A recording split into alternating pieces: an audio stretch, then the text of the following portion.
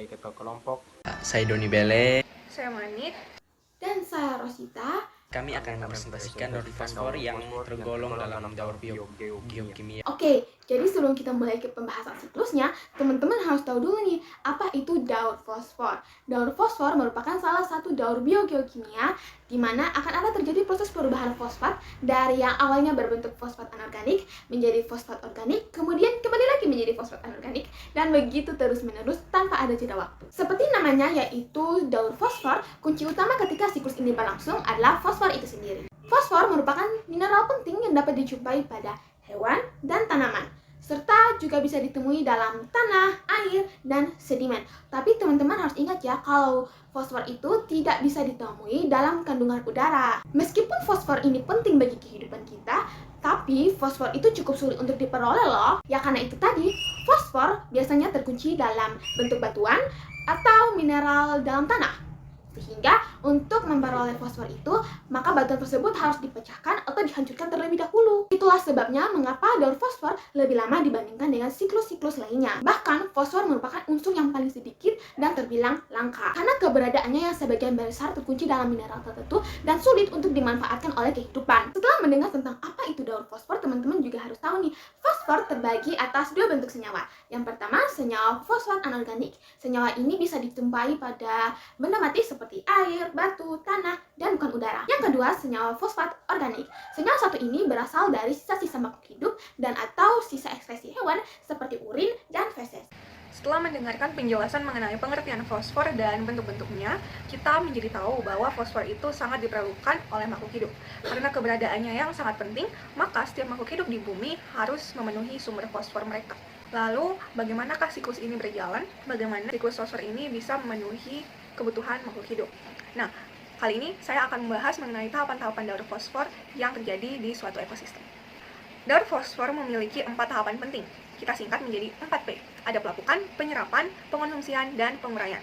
Kita akan masuk ke dalam tahap yang pertama, yaitu pelapukan batuan. Siklus fosfor ini diawali dengan pelapukan oleh batuan fosfor, yaitu batuan yang telah mengandung fosfor itu sendiri. Pelapukan ini terjadi secara alami, yaitu dari curah hujan, cuaca, maupun oleh erosi. Pelapukan akan menghasilkan ion-ion fosfat dan mineral lainnya. Nah, ion-ion fosfat dan mineral lainnya ini akan disalurkan ke tanah maupun melalui aliran air sungai. Selanjutnya, kita akan membahas ketika ion fosfat dan mineral ini terbawa ke dalam tanah. Nah, di dalam tanah akan mengalami tahapan kedua, yaitu penyerapan oleh tumbuhan. Di sini, tumbuhan akan menyerap ion-ion fosfat anorganik yang telah masuk ke dalam tanah. Bukan hanya tumbuhan, tapi ada jamur juga dan mikroorganisme yang ada di sekitar tanah tersebut. Lalu masuk ke dalam tahapan yang ketiga, yaitu pengonsumsian oleh hewan dan manusia. Tumbuhan yang telah menyerap ion fosfat anorganik tadi akan dikonsumsi oleh hewan maupun manusia. Jadi ketika tumbuhan tersebut dikonsumsi oleh hewan, otomatis ion-ion fosfat akan masuk ke dalam tubuh sang hewan. Sedangkan ketika manusia mengonsumsi hewan yang telah mengonsumsi tumbuhan tersebut maupun langsung mengonsumsi tumbuhan tersebut yang telah menyerap ion fosfat anorganik, maka otomatis ion-ion fosfat tersebut akan masuk ke dalam tubuh manusia juga. Nah, ion-ion fosfat anorganik yang telah masuk ke dalam tubuh manusia atau hewan akan berubah menjadi ion-ion fosfat organik. Lalu, ion-ion fosfat organik ini akan membantu untuk membentuk ATP dan menyusun asam nukleat yaitu DNA atau RNA di dalam tubuh makhluk hidup. Tahap yang keempat yaitu tahap penguraian. Jadi, tumbuhan, hewan, dan manusia ada masanya mereka layu atau mati. Jadi, daun-daun pada tumbuhan yang layu atau sudah mati akan mengalami penguraian, yaitu diurai oleh dekomposer. Hewan dan manusia pun demikian. Hewan dan manusia ini menghasilkan kotoran sisa seperti urin maupun feses. Mereka juga bisa mati. Jadi ketika mereka mati ataupun menghasilkan urin ataupun feses, mereka juga akan diuraikan oleh pengurai yaitu dekomposer, jamur maupun mikroorganisme lainnya. Organisme dekomposer tadi, yaitu jamur maupun mikroorganisme kecil lainnya, akan memecah ion-ion fosfat organik yang ada di dalam tubuh sang hewan, manusia maupun tumbuhan, menjadi ion-ion fosfat anorganik kembali, yang bisa dipakai dan diserap kembali oleh tumbuhan lainnya. Kita bisa sebut proses ini sebagai proses mineralisasi. Demikian proses ini akan berlanjut terus-menerus dan menciptakan siklus pertama yang ada di dalam tanah. Kita masuk ke siklus selanjutnya, yaitu siklus yang ada di lautan. Siklus ini juga penting karena ini merupakan kunci terjadinya pengulangan pada daur fosfor. Pada siklus ini masih ada tahapan 4P, pelapukan, penyerapan, pengonsumsian, dan penguraian, ditambah dengan runoff, pencucian, lalu ada sedimentasi. Siklus kedua pada lautan terjadi setelah adanya pelapukan batuan. Seperti yang telah saya bahas sebelumnya di tahapan pelapukan batuan, dikatakan bahwa ion-ion fosfat dan mineral lainnya akan tersalurkan ke tanah maupun melalui aliran air sungai. Nah, aliran air sungai ini di dalamnya akan terjadi proses runoff atau pengaliran dari dataran tinggi, yaitu aliran sungai menuju ke laut. Maka ion-ion fosfat yang tadinya mengalami pelapukan dapat teralirkan melalui aliran sungai menuju ke laut, dan sekarang akan berpindah posisinya di laut. Lalu, perpindahan posisi ini juga bisa dilakukan dengan adanya pencucian. Pencucian ini dilakukan bersama dengan tanah yang tadinya sudah menyerap ion-ion fosfat.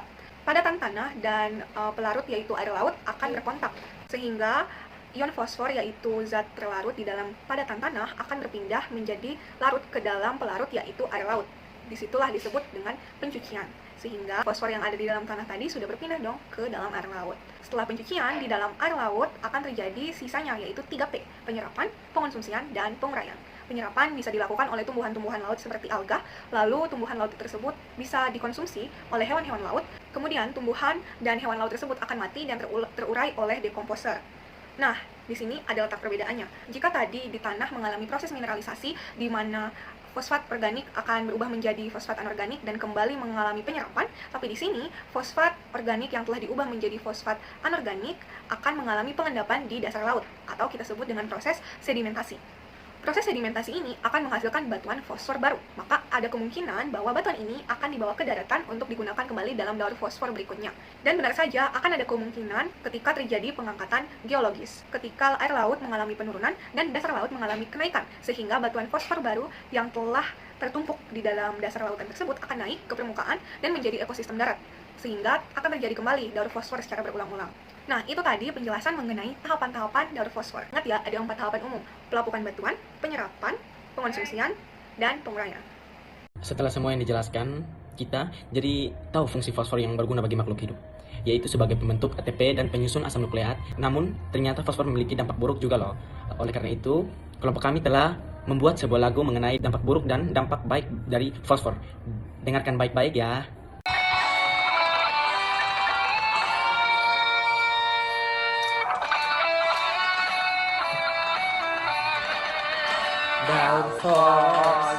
Daur fosfor memiliki banyak manfaat untuk metabolisme, pembuatan pupuk, dan juga jaringan tulang. Setelah dampak baik yang berlimpah, ada juga dampak buruk fosfor. Pencemaran air, gasnya tak sehat, dan juga eutrofikasi.